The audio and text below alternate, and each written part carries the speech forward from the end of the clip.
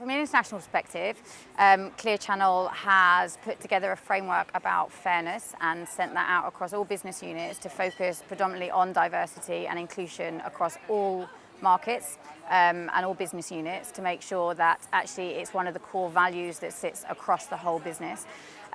Each business unit will then take that and translate it into their own specific culture and work out what works for them as a team. What we're doing from a UK perspective is we have just started our first round of pulse surveys to get the temperature of all the staff that work in our business and understand how they are finding us as a diverse and inclusive culture, and from that we will decide what processes and changes we make in order to drive forward with this agenda. I think that gender and race are the most obvious indicators that there's a problem.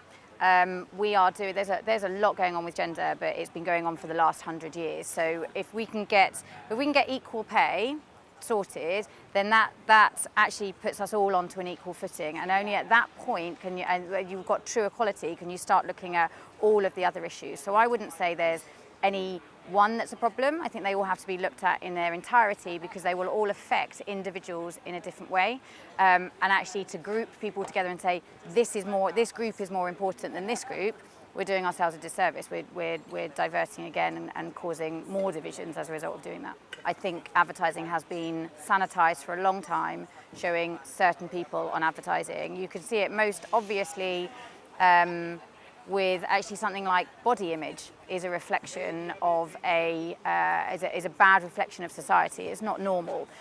What we're finding now is actually that black women, their afro hair is not reflected in any way. Their hair is westernized in advertising.